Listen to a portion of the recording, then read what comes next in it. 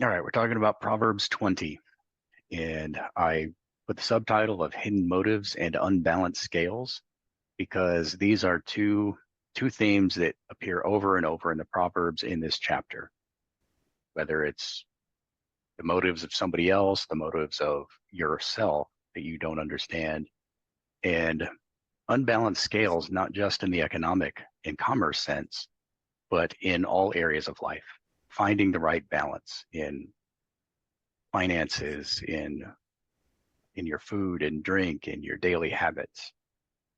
Everything has its purpose, and everything is good if used in the correct way for the correct purposes. So, in our four questions, what speaks to you, what puzzles you, what surprises you, and what offends you? Wine is a mocker, strong drink a brawler, and whoever is led astray by it is not wise. The terror of a king is like the growling of a lion. Whoever provokes him to anger forfeits his life. It is an honor for a man to keep aloof from strife, but every fool will be quarreling. The sluggard does not plow in the autumn. He will seek at harvest and have nothing. The purpose in a man's heart is like deep water, but a man of understanding will draw it out. Many a man proclaims his own steadfast love, but a faithful man who can find? The righteous who walks in his integrity, blessed are his children after him. The king who sits on the throne of judgment winnows all evil with his eyes. Who can say, I have made my heart pure, I am clean from my sin? Unequal weights and unequal measures are both alike an abomination to the Lord. Even a child makes himself known by his acts, by whether his conduct is pure and upright.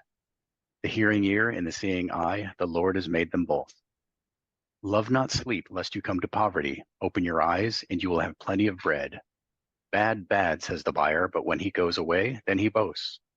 There is gold and abundance of costly stones, but the lips of knowledge are a precious jewel. Take a man's garment when he has put up security for a stranger, and hold it in pledge when he puts up security for foreigners. Bread gained by deceit is sweet to a man, but afterward his mouth will be full of gravel. Plans are established by counsel, but by wise guidance wage war. Whoever goes about slandering reveals secrets, therefore do not associate with a simple babbler. If one curses his father or his mother, his lamp will be put out in utter darkness. An inheritance gained hastily in the beginning will not be blessed in the end. Do not say, I will repay evil. Wait for the Lord, and he will deliver you. Unequal weights are an abomination to the Lord, and false scales are not good. A man's steps are from the Lord. How then can man understand his way? It is a snare to say rashly, it is holy, and to reflect only after making vows. A wise king winnows the wicked and drives the wheel over them. The spirit of man is the lamp of the Lord, searching all his innermost parts. Steadfast love and faithfulness preserve the king, and by steadfast love his throne is upheld. The glory of young men is their strength, but the splendor of old men is their gray hair. Blows that wound cleanse away evil, strokes make clean the innermost parts. Verses 1 and 2. When you first look at these verses, you might not see that connection. But I believe that these two verses are a deliberate parallelism, both comparing and contrasting wine and the king or government, alcohol and government. There's a famous saying, one of the founding fathers said that government is like, essentially, it's a great servant and a fearful master. I'm sure it was more eloquent in the original. But I think that that's very similar to what is being said in these two verses. Show you what I mean. Here's how I believe that this parallelism works out. A scoffer is wine. Notice that the word order here is a little different than what I read in the English Standard Version. And what I did is I went back to the Hebrew and rearranged the words in the original word order from the Hebrew. So a scoffer is wine, is paired with roaring of a lion. A brawler is a liquor, paired with terror of a king. Whoever goes astray connects with whoever crosses him, and doesn't get wisdom connects with forfeits his life. Now let me show you the text and show you how I came up with that word order in. Okay, so here's the King James with the Strong's index numbers listed next to it. So let me find my Bible again. And okay, so King James with the Strong's numbers. If you're not aware of this, or if you don't remember from the chiasm course, Strong's index numbers are essentially an index of every Hebrew and Greek word that was used in the manuscripts that were used to translate the King James Bible. They're almost identical to the same manuscripts that are used to translate the English Standard and the NIV and all these other translations. There are some minor differences, but they're essentially the same. And at least in eSword, if you hover over that index number, you get the Strong's Concordance dictionary or the Strong's Concordance definition. It's not always the best definition, but you can click on it and get to the Brown Driver Briggs, which is much better for Hebrew, or the Thayer's Greek dictionary for the New Testament. So anyways, wine is H3196, and you can see how I copied these numbers over here. So let me go to the Hebrew Old Testament, and you don't necessarily even need to know Hebrew to be able to take advantage of this feature in eSword, because it puts that Strong's number right next to each Hebrew word, so you can see where it falls in the verse. And this is great for validating a chiasm or a parallelism. So looking at those Hebrew words, you can see how the first word in the Hebrew, remember Hebrew goes from right to left instead of left to right. The first word is H3887, which is actually not the first word in the King James. It's actually the second word. So we'll take that word, mocker, and then 3196 is wine, and 1993 is raging. Let me fix that spacing. 7941, or rather, I'm looking at the Hebrew. 7941, yeah, is strong drink or raging strong drink. And in the Hebrew, over here, this is where I'm at now. In the Hebrew, it's 3605. At the end of that line is the next word, and that is whosoever. And 7686. In King James, that's translated as deceived. But if you look at the Brown Driver Briggs, to go astray, to err, to meander, to lead astray. So it can mean deceived, or it can mean just to go astray. And I think astray is better, and you'll see why. Back to the Hebrew, 3808 is not, or is not, and 2449 is wise. So that's how I got this word order. You pull that up.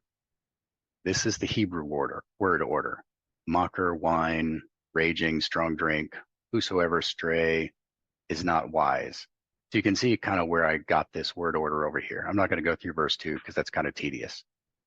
But if you look at verse 1, a scoffer is wine. Kind of sounds like Yoda, but essentially it means that wine is a scoffer. This is something that wine is saying. Scoffing is mocking or making fun of something. So wine scoffs, lions roar. Liquor is a brawler. That's something that it does or does to you. It makes you fight, or it fights you. Terror of a king, and this is something that a king does to you. It inspires terror. Both of these are some like an emotional reaction. Liquor is a brawler, can also be translated as liquor or strong drink, is a rager or causes rage.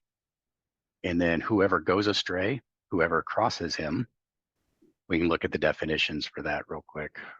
In verse 2, says, whoever provokes him to anger, but that's all just one word in Hebrew, and it's abar, which means to pass over, to alienate, to pass away, to be crossed. So what I think it's talking about there is, it is talking about making him angry, but literally it's about crossing him the wrong way. So whoever goes astray and whoever crosses him, both the same kind of idea. It's a person who is going the wrong direction. And in verse 1, doesn't get wisdom. And in verse 2, forfeits his life. In both cases, it's something that you lose. You could have gotten, but you lost, or that you could have had, but you lost. And that's why I think that these two verses are a deliberate parallelism. They're not just placed here randomly, but they are structured this way so that we will make a connection between the two verses. And you can think the same thing about fire. Fire will harm you if you use it incorrectly. Alcohol will harm you if you use it incorrectly. Government will harm you if you use it incorrectly. All three of these are the same basic principle. And all things are good if they are used in their proper context.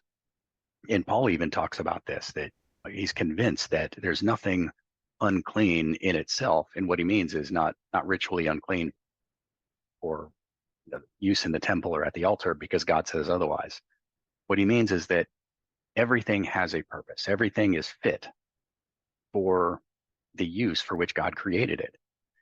And Proverbs elsewhere talks about some of the proper uses of alcohol. And Yeshua created alcohol at the wedding in Cana. This is something that God created for a purpose.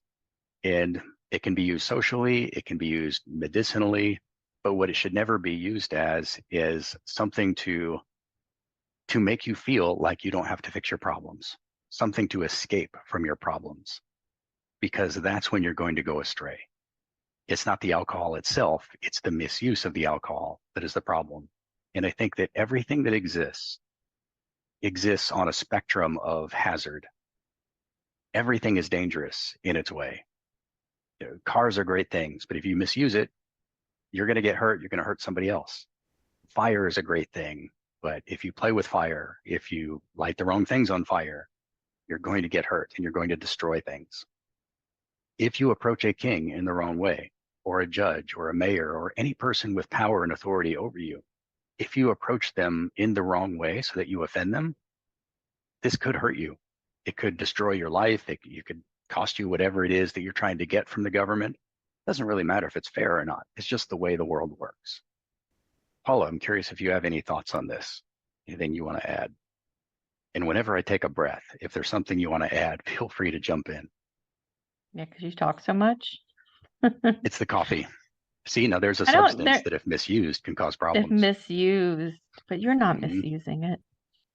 No, I think it's really interesting the parallel between verse 1 and verse 2 and how that works out when you really look at the original Hebrew. It just, what you've said is true. It's important to understand. And I think that, yeah, I mean, I think what you said about it, just pointing out, the misuse issue is totally valid, because wine on its own can't do anything. And it doesn't do anything unless you drink it. So you have to choose how you're going to drink it. Mm-hmm. Yeah, and drinking in the wrong time or the wrong place with the wrong people and the wrong volume. Yeah. All of those things contribute to whether it's going to be a problem or not. That's true with everything that you put into your body. With food. I mean, this is more your specialty, but sugar or even meat or vegetables, even if you eat too much at the wrong time and the wrong balance, you're going to cause problems for yourself. Yeah. I do think it's interesting if you think about wine being a scoffer, a brawler. If you go astray, you don't get wisdom. And then you look at the lion, the king, the essentially government. There's something that I was thinking about in terms of the emotional connection around this, and how if wine is something that you have easier access to it. Yeah, that's true. The thing about the king, you don't necessarily have easy access to a king, but if we're thinking about this from a spiritual standpoint, then and we're looking at this as like Yeshua or God even, then it's like a different kind of access. And this idea that if we cross the king, or if we look at wine as a scoffer, if it goes astray, he doesn't get wisdom. There's also this question of if we're obedient to the king, then maybe we get wisdom. Just because we're talking about parallels here, and it's like, yes, we would lose our life if we cross him, but we also could gain wisdom if we don't. So there's kind of this application when you look back at one, that from the positive standpoint, you could look at this and say, oh yeah, you could get wisdom and keep your life. Yeah, and you have to pay attention to how powerful one of these things is. Alcohol is not nearly as dangerous as a king. Not that it won't ruin your life, but it's not going to cut your head off. It's not going to put you in front of a firing squad, at least not right away. It could lead you to make decisions that put you there. For example, if you abuse alcohol, you may end up in trouble with the government. But you have to weigh whatever it is you're talking about, whether it's sugar or coffee or alcohol or government. You have to weigh the potential consequences of misusing it and how quick are those consequences. And sometimes the consequences, the time lag between the cause and effect can be deceiving.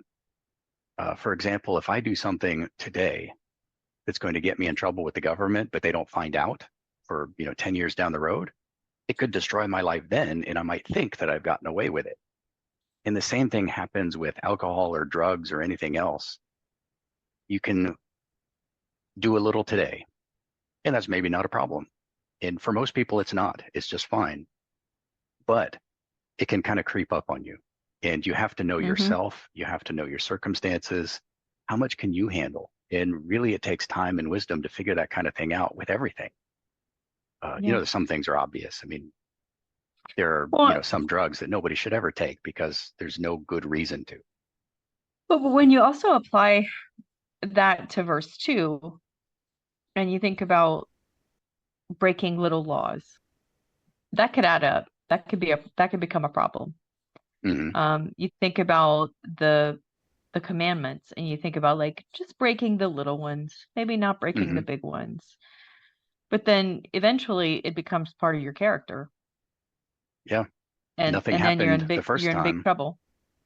You can still apply the same principle behind the actions you could be taking in verse 2 toward government and not feel the consequences right away.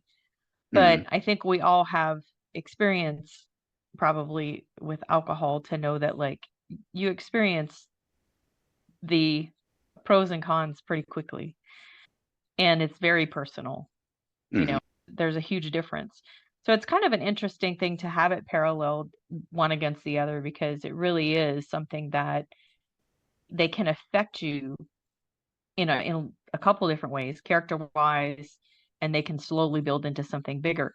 But also that you don't necessarily, like with sin, you don't necessarily see the consequences right away. And you could be doing it habitually before you really see that. Yeah. Yeah. And with sin, there's no good level of sin. There's no like this much is okay and this, but I won't go past this. There's no point like that with sin. All sin is bad. Right. Now, of course, some sins are definitely worse than others because of how it impacts you or the people around you. Can't remember exactly where I was going with that, but alcohol, on the other hand, is you have to know yourself and you have to know what its effects are. There is an appropriate time and place to drink alcohol. I mean, I know I'll probably get myself into trouble with some people saying that, but it's just the fact. There's no commandment in scripture against drinking, but it really comes down to you have to know the substance and you have to know yourself. Yeah. And there's no hard and fast line saying this much is okay and this much is not. That's why you have to know yourself and what its effects are on you. If you're the kind of person who is easily addicted to substances, if you are easily affected, if you know you make bad decisions when you drink, then maybe you shouldn't drink at all. But, on the other hand, there are people who alcohol helps them sometimes. People like me who may have some trouble in social situations, a drink may really make that a whole lot easier and less stressful. But even then, you always have to be careful because it's so easy. There is, like I said, there's no solid line that says this is enough and this is too much. And once you start down the path of softening your ability to make sound decisions, how will you even know when you reach that point? It's good to have people around you who are willing and able to point it out, and you have to be able to listen to them too. Have I gone too far? That kind of thing. All right, let's move on. Verse 3. It is an honor for a man to keep aloof from strife, but every fool will be quarreling.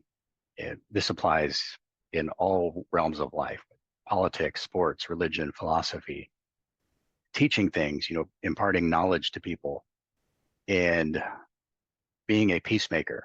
These things are good and honorable. On the other side, hostile debate, always picking a fight, being a troll, creating conflict. These things are dishonorable. I mean, unless you're in war or trying to defend yourself, then there's almost never an honorable way to do that. And it's always it's going to cause problems in your relationships, of course. Verse 4, the sluggard does not plow in the autumn. He will seek at harvest and have nothing. Seems pretty obvious, but this doesn't just apply to agriculture. This applies again in everything. I think I've mentioned this before, but there's no such thing as an overnight success. People work for years and years and years, and then all of a sudden everything explodes and nobody noticed them before that. And so they think of them as an overnight success, but really there's years of planning and work that went into that. And this is the same with everything. If you want to have a productive and happy life, well, you start when you're a child. You start by honoring your parents, by learning the rules, learning how to be a friend and how to be honest, how to control yourself. And then later on in life, once you've done that, then those plans, they sprout, they bear fruit. I really can't think of any part of life where that doesn't apply. We were just talking about verse 4. And the sluggard does not plow in the autumn, and he'll seek at harvest and have nothing, and how this applies to long-term plans in life, and how you can't expect to have overnight success. Just decide that something is going to happen and make it happen. You have to start from the beginning. Start when you're a child with honoring your parents and following the rules of society, learning how to be a friend and to be trustworthy, and learn how to work hard. And then later in life, these things bear fruit. So plow the fields, plant your seeds in your youth so that you can have a good harvest in your old age.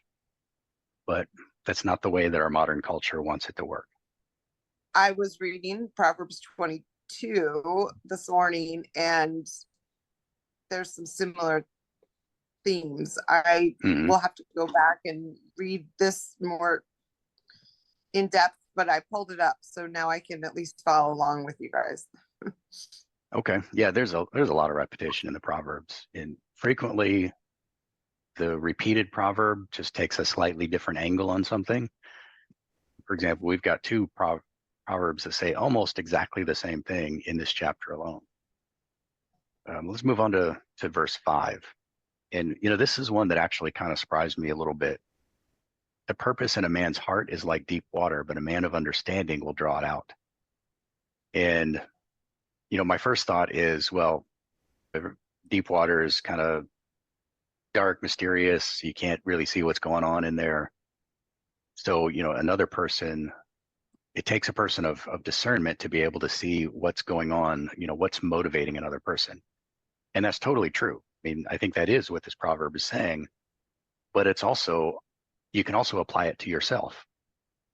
We all think that we know what we're doing and why, but frequently those motives are deep and obscure even to ourselves. And it takes somebody else to be able to point out to us why we're really doing what we're doing. And that can be difficult to accept and sometimes painful, but I think it happens at least as often as the other way around. It's funny, my husband used to be in law enforcement and did a lot of interrogations of very high profile cases, terrorists and different people that had a lot of, shall we say, probably conflicting motivations. And my husband always said that there is no way to ever tell what somebody's true motivation is, because they themselves don't even know what their true motivation is. There's just so much there that you can try and assess, but you on the outside are making a guess, and really the person themselves doesn't know often what their true motivation is. So I wonder with this, when this verse is saying a man of understanding will draw it out, is that saying that the person themselves, the man or woman, whatever, themselves is drawing it out for themselves? It could, yeah. That's not the way I took it, but yeah, I think that's a valid interpretation too. Just through some introspection and self-assessment. I Sometimes we mean, the really only have to reason think I about it. say, I mean, it's just odd because it says the purpose in a man's heart is like deep water, but a man of understanding will draw it out. So I was reading it as the characteristic of a person to seek understanding allows them to dig into their own motivation. That's good. I like it. Certainly, it's true that an objective observer is often helpful, but if somebody is a man of understanding or a woman of understanding, are they then digging in for themselves because that's their characteristic? They seek understanding. Mm-hmm. Yeah, well, I think it's both. I think some people will be able to self-analyze, self-assess, and figure out why they're doing what they're doing or why they believe the way that they do. Other people will never be able to figure that out for themselves and will have to rely on other people. And there are some people, actually, if you go down to verse 8, a king who sits on the throne of judgment winnows all evil with his eyes. Of course, that's not all kings, not all rulers have that kind of discernment. But I think this is really what this is talking about, is that somebody who has a really deep understanding of human nature and other people will be able to look at somebody, even a stranger, and be able to understand a lot about where that person is coming from and why they're doing what they're doing, even if the other person doesn't know. I used to work with a guy who was he was a sheriff's deputy for many years, and then he worked for the FBI. He was an interrogator for the FBI, and he had a lot of practice at trying to figure out what was really going on with what somebody was saying and doing. And this was in IT, so I mean, he wasn't in that kind of role anymore. He had retired and changed careers. But I do remember having conversations with him, and he would kind of look at me sideways and say, "Is that really what's going on?" And so I'd have to stop and think, because he was usually right, that there was something else. I was doing something for some other reason than what I thought, or somebody else was doing something. But there are people who have that kind of discernment. I'm not necessarily one of them. And I'm not really sure if I want to be, because I like giving people the benefit of the doubt. Sometimes that comes back to bite me. Do you think that reading scripture can help us Yeah. better understand our own motivations, or at least somehow be more introspective? I've been thinking about that because I've been reading so much recently, and I feel more introspective now just by virtue of reading scripture that has nothing, the stories may have nothing to do with me per se, but then I'm analyzing what's happening or what the scripture's saying, and then I'm reflecting on my own life. I wonder if that's one of the qualities of seeking understanding, is just seeking truth in scripture, if that helps us be more I'm sure it does. with what are our motivations, why are we doing what we're doing.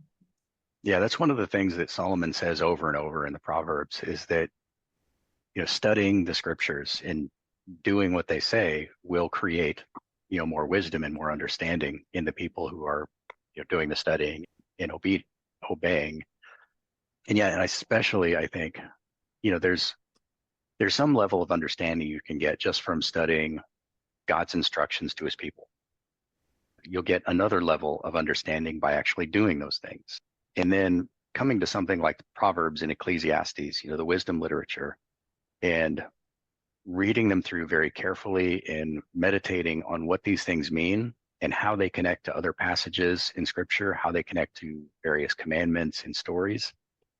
I think that can't help but build a deeper level of understanding of human nature and understanding of other people and yourself. I think there's a lot of truth to that.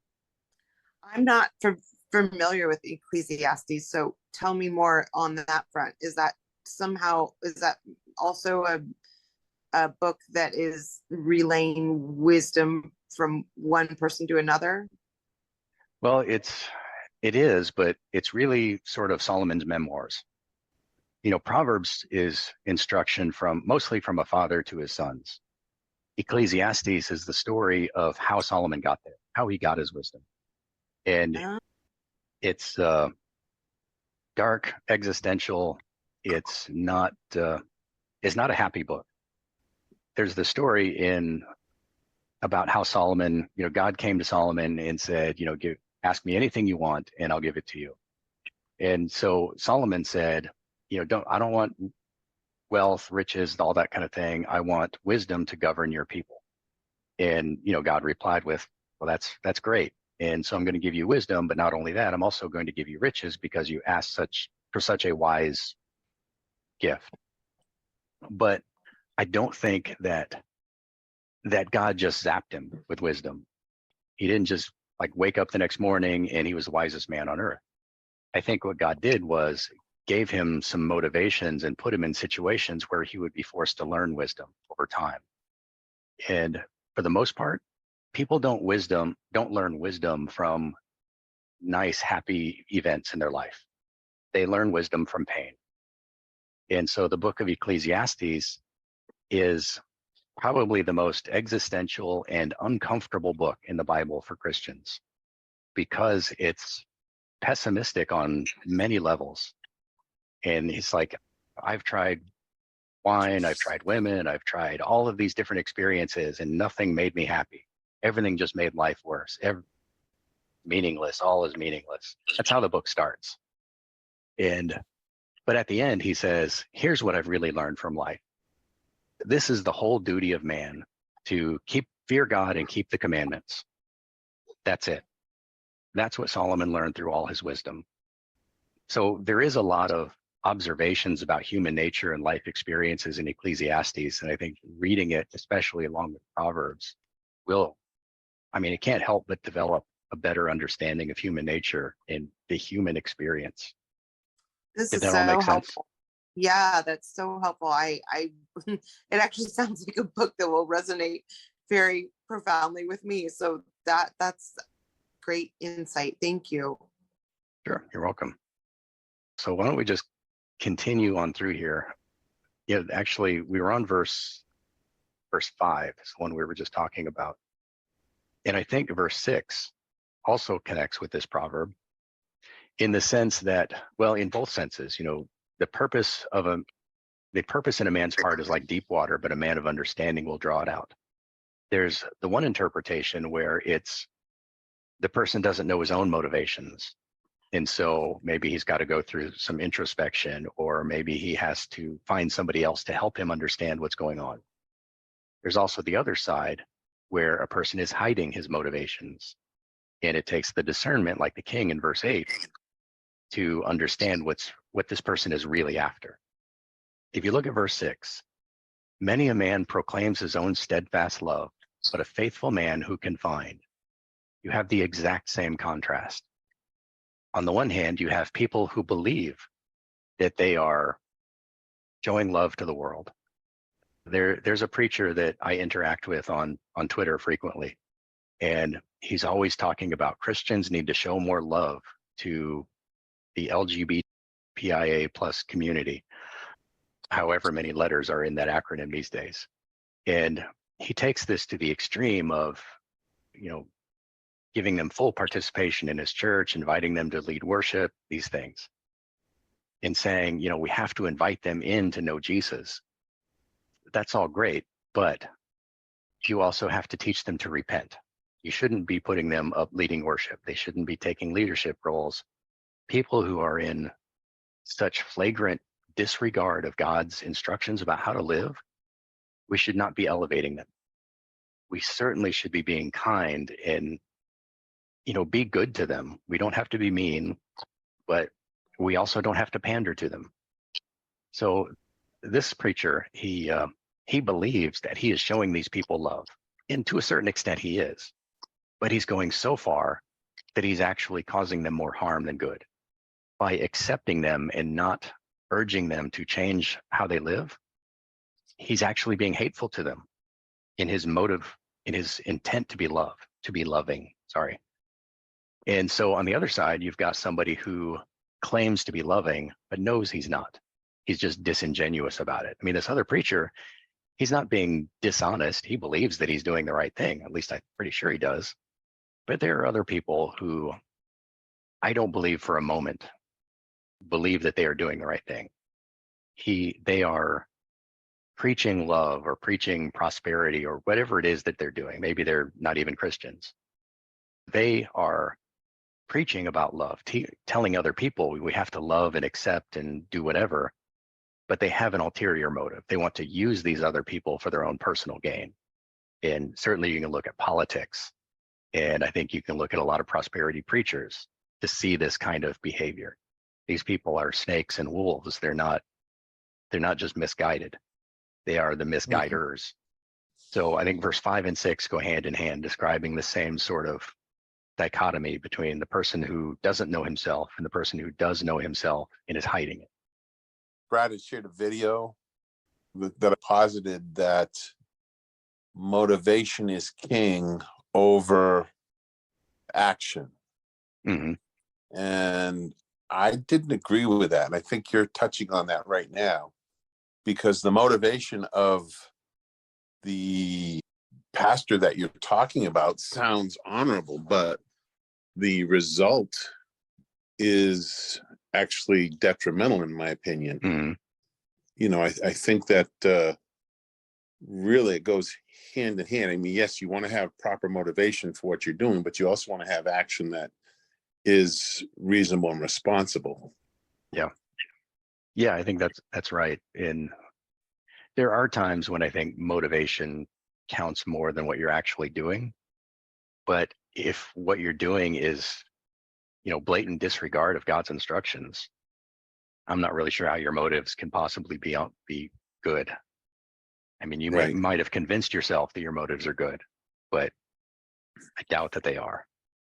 Well, in this situation you brought up, in his mind, his motive is good and honorable. But if, let's say, your motive is good and honorable, but you are entering into a sinful or a less than situation that people want to emulate, that's not good. I mean, yeah, I'm going to go and I'm going to preach the gospel by becoming a drug addict so I can relate to drug addict. That's that's not what Paul meant when he said, I become to the Greek as the Greeks. That's not what he meant. Right. Yeah, I really think that particular preacher, I think he's deceiving himself. He believes that, he's trying to get sinful people into the church, where maybe someday they might hear something about what God wants from them.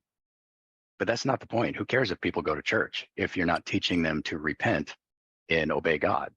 I mean, what's the point of going to a building and hanging out with a bunch of other sinners? You can do that at the bar on Saturday.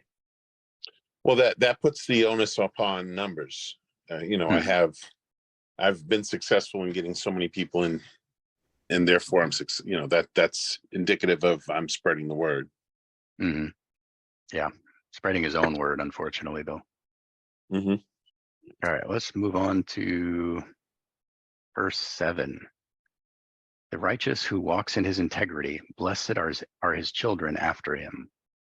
Anybody else have some thoughts on that? Okay, so that brings up an interesting question, because I've wrestled with this. I presented to my kids the gospel. I presented to them the Lord. If I use their response, which has not been good for any of them, unfortunately, does that equate to failure on my part? I don't think so, but it feels like it sometimes. Does that make sense? In other words, I think they didn't embrace it, so I failed somehow. Yeah, I think that there's no easy answer to that. I think that there are far too many variables involved. There are other people in their lives. There are, you got two parents, you got grandparents and friends and all these other influences, plus entertainment and school and the other inputs that they're even getting from you, not just what you say, but what you do and how you treat other people. I mean, I know you now, and you're an honorable guy. I assume that you've always been an honorable guy, and I don't see any indication otherwise. But if you can teach children the correct thing all day long, but if you're not living it out, that's going to weigh a lot more heavily on them than what you say. Mm-hmm. So there are a lot of factors involved. And Right. without living in your house while you were raising your children, I don't have a whole lot to say there. Yeah. No, I get it. I do think that we have to take into consideration the world that we live in. I think that certainly when these words were written, there were more people who understood God's law. Maybe there weren't, but it was written for the people of a particular God. And the culture that we live, the place we live, the culture we live among at this point, like there's so many people who basically think God is dead. And so there's kind of this reality check, I think, when we're talking about like raising our kids in truth, if the whole world around them is just gone mad, like just doing their own thing. Yeah. I'm not suggesting that we don't have a chance or our children don't have a chance, but I am suggesting that we are living in a post-Christian world. It's just not there are way too many influences. And I don't even mean to say that it's a crapshoot, but it's definitely, like Jay said, a lot of variables. Yeah, but at the same time, who are we to judge, first of all, the outcome? The verse says that they are blessed. They have been blessed by watching your example. They have been blessed. First of all, you don't know what seeds you planted and when they're going to come to harvest. And even if they don't, they were still blessed by watching your example. I mean, they're going to choose. They have free will. They can do whatever they want to do in their own life, but they have been blessed by your example. That's a great point, Lisa. That's a really great point. I mean, if you didn't show your righteousness, who would? That's the thing. That was their exposure, and they may choose it, they may not, but it doesn't mean that you didn't give them the most tremendous gift. Mm-hmm. Okay, well, let's move on. We did talk about verse 8 a little bit, so let's go on to verse 9. Who can say, I have made my heart pure, I am clean from my sin? Which kind of echoes verse 6 again. And honestly, who can say that?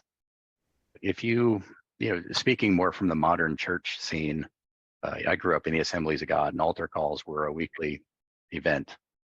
And I mean, I don't know how many altar calls I responded to. And you go down front, you sit there and you pray, and you might be there on your knees or standing or sitting, whatever, sometimes laying flat on your face, praying for half an hour at a time, and repenting of sins and worshiping God, and all of that is great. There's nothing wrong with any of that. But the second you lift your face up and look around, oh, there's that girl. Oh, I got this other thing. Your thoughts stray and you start worrying about things. You start thinking about, that guy over there thinks he's so special. It doesn't, going back to at the time that Solomon was writing and when he was king, you could go to the temple, make your offerings, and as soon as you turn around and walk out the door, you're already having sinful thoughts. Who can say, I have made my heart pure, I am clean from sin, for more than a couple of seconds at a time? As far as I know, there's only one person in history who could be that pure. It's possible to live righteously. We have examples in scripture of somebody that God said, this was a righteous person, who was the priest and his wife. Can't remember their names. When Joseph and Mary brought Yeshua to the temple, and he said that finally my eyes have seen the Messiah. I can't remember the exact phrase, but scripture says that these people had lived righteously their whole lives. Doesn't mean that they were perfect. It means that they lived within God's instructions as best they could and tried to make it right when they screwed up. And really, the law allows for that. It's got penalties and remedies built into it. So it expects us to screw up. But nobody's ever done it perfectly. Nobody has ever lived a life where you didn't have to take advantage of the provisions of the law that says, if you do something wrong, here's what you do to fix it. The only person who never did anything wrong was Yeshua. If you know of anybody, please correct me. Or if you have any other observations about that or thoughts about that proverb, I'm open to those too. I'll take a more cynical outlook when you were bringing up going up front to the altar. Yeah, I would struggle with sliding back into myself. I often, and this is the jaundiced outlook, I often looked at that altar call as being more about the people administering it than my being up there. In other words, oh, the people that are praying for me are the ideal, the goal that I should seek or try to be, and they weren't. They were just as screwed up as I was. Yeah, But I've been in those kind of altar calls too. Yeah, that comes from my outlook. It's not their fault. They're actually often earnestly up there trying to be a blessing. And as I said, my jaundiced outlook is, oh, that's the goal. That's what I should strive for. And that's horrible. But that, being honest, that's often how I perceive things. And maybe there were people that were bloated and trying to be that. So it's just a perspective. That's all. Yeah. Let's go back to the questions real quick. Any proverbs in this chapter that puzzled anybody? I didn't actually write one down for this. Well, actually, there is something that puzzled me, but I don't really have any answers to it. And that's why is this proverb repeated? Unequal weights and unequal measures are both alike an abomination to the Lord. And then down in verse 23, unequal weights are an abomination to the Lord, and false scales are not good. And this isn't the first time we've seen this proverb. I think this is probably makes 4 times so far that this proverb has come up. And it's always worded slightly differently. So I'm sure that there's a reason for that. But I don't know what the reason is. All right. Where was the first one? Verse 10, I think. Yeah, verse 10. Yeah, we 10 and 23. were looking at it. Okay. Yeah. So I really thought that it was connected to verse 9, the verse 10. Yeah, it certainly can be, especially if the person in verse 9 is talking about himself in relation to other people. And that's what I was thinking, is that's a pretty common thing, is to be like comparing oneself to others and then being like, I'm doing pretty good. I'm okay. And really, unequal weights and measures is often what we're doing when we're making judgments about other people. We'll judge people harshly for things that they've done and then not even see the speck in our own eye, kind of thing. And so I wondered if I thought that those two were connected. Yeah, it makes sense. Goes along with what Scott was saying too. Yeah. Are there really an apples to apples equivalent? Not really. It never ever is exactly apples to apples. Yeah, you could actually make the same kind of connection between verses 22 and 23. It says 22 says, "Do not say, I will repay evil. Wait for the Lord, and he will deliver you." And if you connect that with verse 23, one of the reasons that you should not repay evil is because you might not be seeing it correctly. It might not be as evil as you think it is because you're judging it based on how it impacted you rather than what the other person was actually doing. And maybe you're just being hypersensitive. Interesting. Yeah, what do you make of verse 25? It's a snare to say rashly, it is holy. and to reflect only after making a vow. I get the reflect only after making a vow. You should seriously consider what you're saying. But what if Mhm. it is holy? Is that overly spiritualizing something and saying, "Oh, that was an amazing God moment," when in fact it was not? Let's see. I wanted to check to see what the Hebrew was, but man, King James has a very different translation of that verse. It is a snare to the man who devoureth that which is holy, and after vows to make inquiry. Word for devour, to speak rashly. Yeah, I don't know why they would translate that devour. I guess to swallow down. Holy is kadosh or kadesh, so that literally just means something holy or set apart. What I think it's probably talking about is dedicating something to God or to the temple, whether that's a peace offering or whether it's something that you would actually take to the temple and give, or that you would sell and redeem it.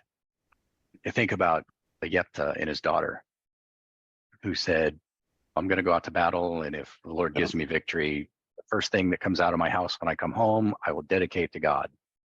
He didn't think about what he was doing. He was so gung-ho and I want to give something to God, whatever comes out of my house.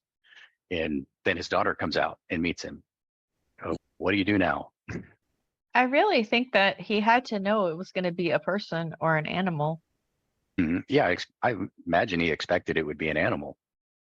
I imagine he did, but it's only living things that would have been able to walk out of the house on their own. Mm-hmm. So it's a pretty big risk. Yeah, and Yeah, think about it. that was a What if it's a foolhardy cockroach? vow. What if it was a cockroach or a snake or something like that? Are you going to make that holy? You can't make certain things holy. So yeah, you're right. It is speaking rashly. It's speaking without thought. Yeah, and it's good to want to make promises to God and want to give things to him, but people do this kind of thing all the time. You especially see it in movies, like, God, if you get me out of this, I'm gonna do this, and I'm gonna be a better person. Mhm. Think that through. Are you really going to be a better person? What is going to be different after this event that's going to help you do that? So don't make even promises to God. Don't promise stuff to God that you can't follow through on, that's not reasonable, or that you can't do without. If Mhm. you've got your house, say, okay, God, I'm gonna give you my house and my car. You heal me from whatever sickness I've got. That's great, but then where are you going to live? How are you going to get to work? Yeah, God wants you to do those things too. I've seen a couple ministries that have sold everything, Mm-hmm. and they have dedicated a spot of time or finances to God. And I've often wondered, okay, that sounds great. It sounds like you're gung ho. It's almost when the 300 bent down and they drank in a certain fashion, it's showing a total reliance upon God. But to me, also as a provider of the household, it's rash in my estimation, the way I look at it, because how are you going to live later? And it sounds holy, and it probably is. Maybe it is for that person. Maybe it has a deep meaning in relation to how they interact with God, but Mm-hmm. it borders on rash to me, and it's not necessarily out of a bad heart. It's just knee jerk, so to speak. I don't know. Yeah, and it's possible that God has told somebody, sell everything you have and give the proceeds to the poor, like Yeshua did with that rich young ruler. Mm-hmm. That sort of thing happens. Or in the early church, when in Jerusalem, when everybody sold everything they had or they shared everything in common. Mm-hmm. There are times when that's fine, or when that's a good thing to do, as long as you've thought it through and you know that this is what God really is leading me to do, or that when I do this, there's some place I can go and live. I'm not going to be Mm-hmm. homeless. My kids aren't going to be homeless. Yeah, as long as it's thought through, then might be fine. But that's really what this is saying, is that make Exactly. sure you understand what you're doing before you do it. Mm-hmm. I think that one other point that is from verse 24. I'm Mm-hmm. actually looking at a different version now, but I'm in the amplified version. But it says man's steps are ordered by the Lord. How then can a man understand his way? And this translation says it is a snare to a man to utter a vow, and in parentheses, of consecration rashly, and not until afterward inquire whether he can fulfill it. So what verse 24 seems to say to me is that we are supposed to take our steps from the Lord's instruction. And it sounds like in verse 25, it's actually saying that a person or a man, a woman, to utter a vow that's coming from themselves, their own instruction for themselves, versus what the Lord is actually ordering their step to be. And 25 to me almost comes up as a red flag of pride. Like we can make this proclamation, this vow, but really isn't that kind of a prideful thing to do, because we're somehow deriving self-satisfaction out of, oh, I'm going to sell all my belongings and do this. And if that's not what the Lord is actually giving us the step to take, then it's a prideful thing to make a vow that we have ordained for ourselves. Does that make sense? Yeah. I think that's a good perspective. And it reminds me of a passage from the Epistle of James. I've got it up on another screen here. He said, this is from James chapter 4, verses 13 to 16. Come now, you who say, today or tomorrow we will go into such and such a town and spend a year there and trade and make a profit. Yet you do not know what tomorrow will bring. What is your life? For you are a mist that appears for a little time and then vanishes. Instead, you ought to say, if the Lord wills, we will live and do this or that. As it is, you boast in your arrogance. All such boasting is evil. So I think that really confirms what you're saying, that this is coming from a place of pride.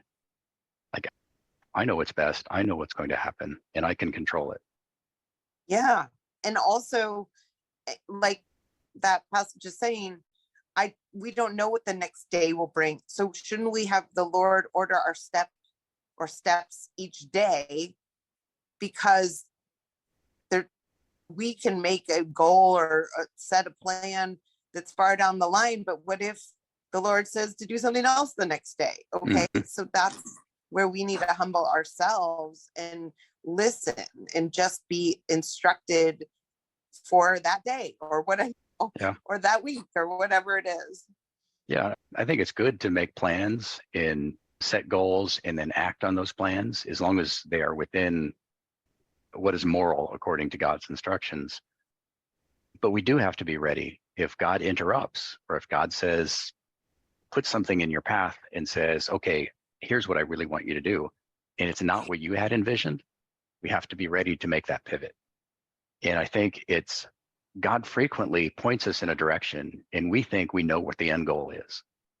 And when I first moved here to Texas, I was certain that God was telling me first that it was time to get out of the city. I lived in Denver at the time, and I was convinced of that. There were multiple things that happened that confirmed that. And I had some friends here, and I moved here thinking, I'm going to come here and I'm going to be like a missionary to these people. They were already moving more towards obedience to God's commands. They were keeping a seventh-day Sabbath. They were toying with some of the things that many Christians just ignore. And they were saying, God said to do this. Why don't we do that? They were asking those questions. And I thought, well, they just need some help. Maybe that's why God is getting me out of the city, so I can go here and help these people move along. But then things happened, and it became clear that really wasn't why God had sent me the way that he did. And it's like, okay, now what am I supposed to do now? And just pivot to the new direction. In each of these things, it's like the camps in the wilderness. There were 42 camps that God led the Israelites through. And they just wandered around in loop-de-loops in the wilderness for 40 years. God leading them from one camp to another, and none of those camps were the destination. They were all just a step towards the destination, but sometimes not even in the direction they were supposed to be going. Sometimes he was leading them in the opposite direction. And they all must have been wondering, where is he taking us now? Are we supposed to, is the promised land down that direction now? No, the promised land was always in the same place, but the steps to get there, only God knew what those steps were. And their job was to, when that pillar of cloud or fire lifted up off the tent of meeting, their job was to pack up their tents and follow wherever God led them, and then stop when he stopped, and just to trust that he knew what he was doing. If I can put another little spin on verse 24. Actually, somebody was going to say something there. Go ahead. I was just going to say it's because it wasn't so much about like getting to the destination as much as it was about becoming the people that they needed to be when they got to the destination. Yeah, that is exactly was right. really the more important thing. Yeah, it was about winnowing out the one generation and creating the second generation, the following generations, obedience. I was going to go there exactly where you did, Paul. Yeah, good observation. I want to put another spin on verse 24 here. It doesn't really change the meaning a whole lot, but it may add another dimension to the meaning.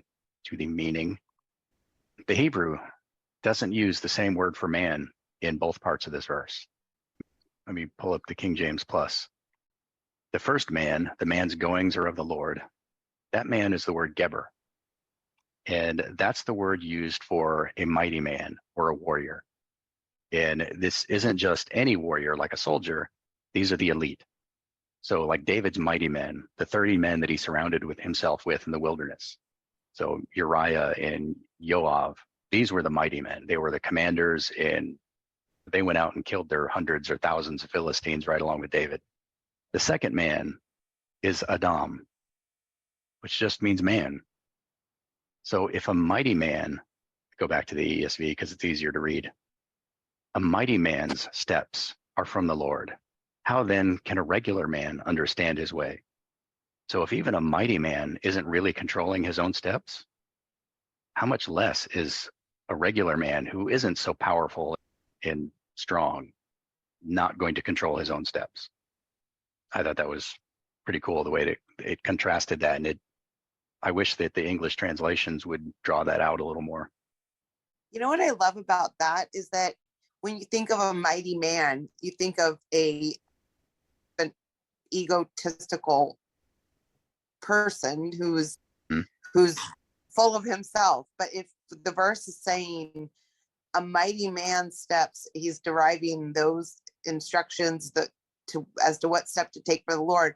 How beautiful is it that mighty person is humbling himself or herself so much that is taking direction from the Lord, and how much that's counterintuitive, right? We see a mighty man as being full of himself and full of a plan and vigor and charge forward, and instead it's no, the mighty man is on his knees saying, what do I do, Lord?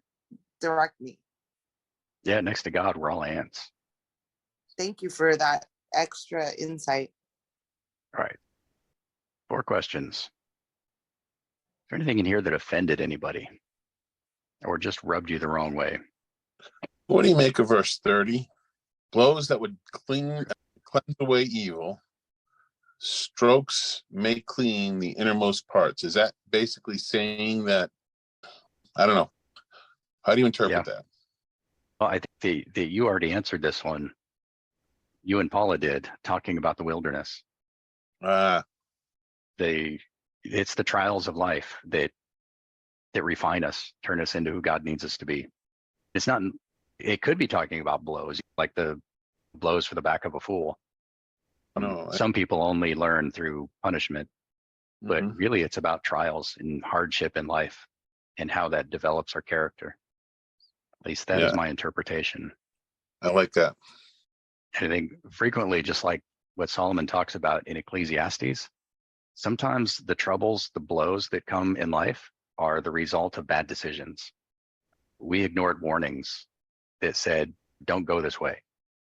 So we ignore them and suffer the consequences, and only then start to learn, all right, next time I'm going to read the signs and not turn left on a one-way or whatever the case may be. Like, verse 14 is one that I noted as offending me.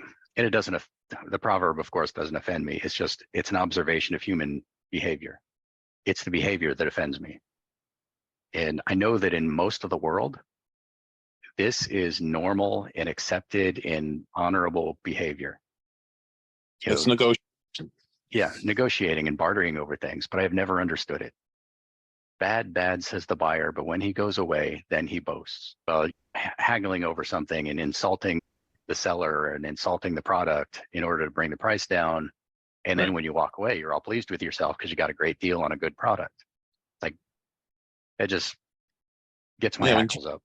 Star in Turkey, that was expected. You were not to be paying the asking price, because the asking price it's almost like a car salesman.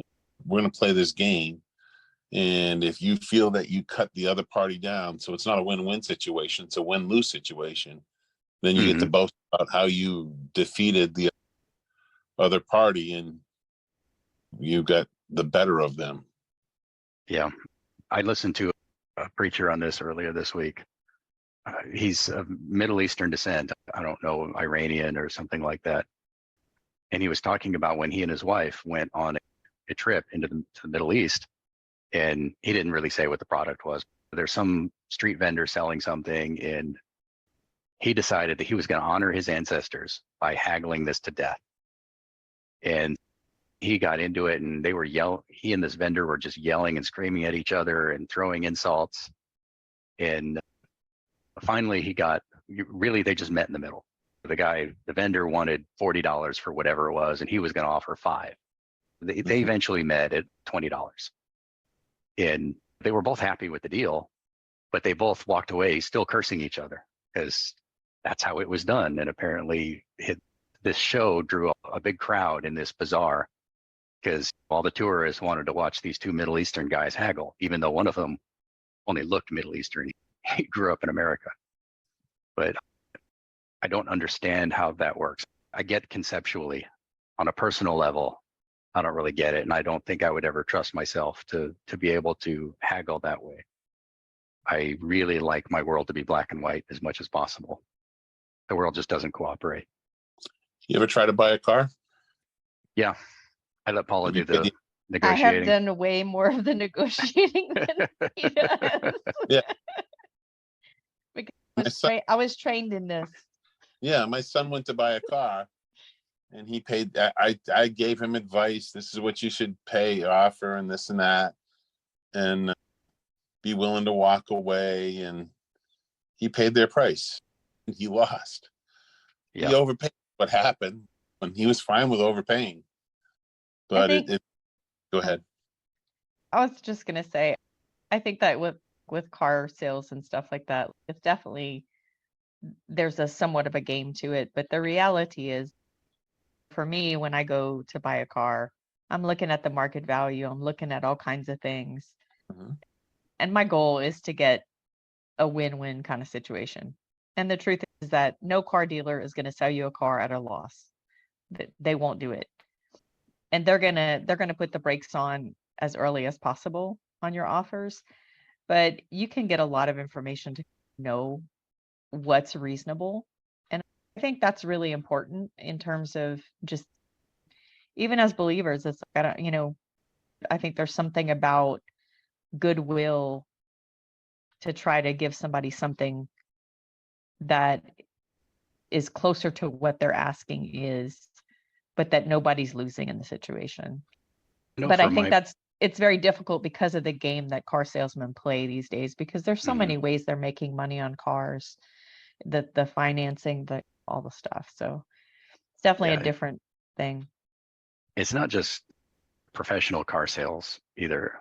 In private sales, I'm not going to name names because I don't want to embarrass anybody, but not that anybody in this call right now, but they might watch this video later. I don't know.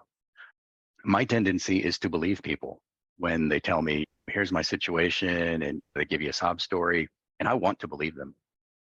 But this proverb is telling you, don't take that at face value. If somebody is going to get a good deal out of you by giving you a sob story, they're very likely to give you that sob story. but you don't have to cheat yourself in order to benefit them. You stick to your guns, get a fair price on whatever you're selling or whatever you're buying. I know somebody who they were selling a vehicle, and we knew exactly how much the going price was for this vehicle in this condition. And they had been trying to sell it for a while at too high of a price, so they kept bringing their price down. And somebody came to them with a lowball offer, and gave them this sob story about they're unemployed and they've got this problem and that problem. And for all I know, all of that was true, but that's beside the point. You don't have to cheat yourself to appease somebody that you don't even know. If you know them and you want to help them, that's great. But if you don't know this person, you have no way of knowing that their story is true. You need to assume that they're just giving you a sob story in order to get a better deal. That's just plain common sense. And yeah, he believed the sob story, sold his vehicle for about half of, maybe not even half of what he should have gotten for it. Lost a bunch of money. And that guy probably went home and boasted about what a great deal he got, even after he told the seller what about all the things that were wrong with it and all the money he was going to have to put into it.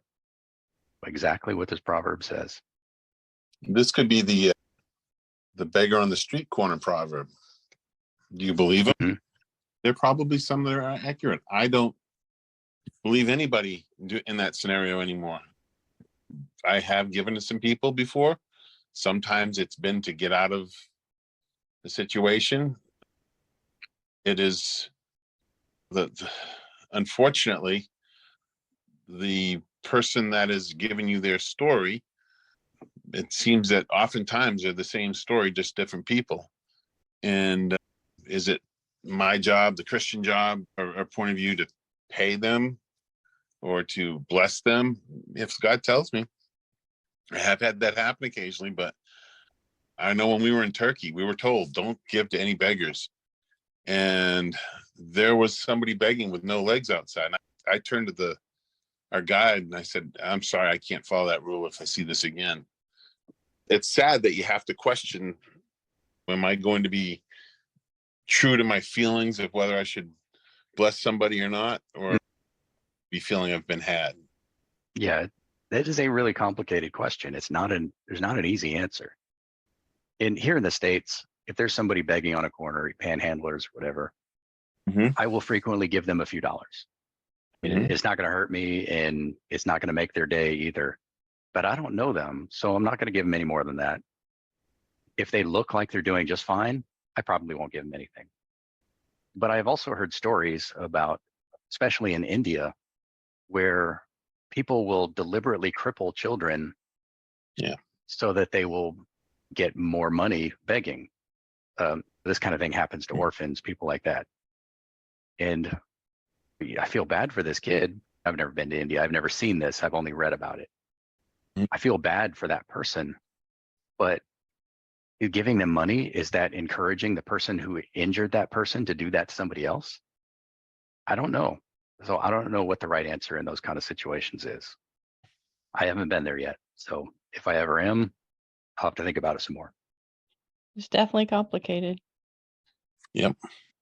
Okay, are there any other proverbs in this chapter that someone wants to talk about? I don't see anything in particular. How do you split up 16? Take a man's garment when he has put up security for a stranger, and hold it in pledge when he puts up security for foreigners. Isn't holding it and taking a garment, isn't that aren't both scenarios pledges? Yeah, I think it's a parallelism. It's saying the same thing twice. And stranger and foreigner are essentially the same thing. I wonder what the Hebrew there is. But it's basically take equity. Oh, King James says strange woman instead of foreigner. That's Nakri. Yeah, it can be a harlot, a prostitute. But I think really what it's saying is that if somebody has a history of making bad decisions, then you better get some collateral if you're going to loan them some money, because they are either they are either going to impoverish themselves and not be able to pay you back, or they're just making bad decisions, or they're not trustworthy, whatever it is. Just treat a person how their history demands. All right. Okay. Yeah, in the case of those beggars, this would certainly apply if you know the beggar and you know that either he's made and continues to make bad decisions that put him in a place to be asking for money all the time, or you know he's going to go out and buy alcohol, drugs, or something with it, then don't give him any money because you're just making the problem worse. That's one way I would apply it anyways.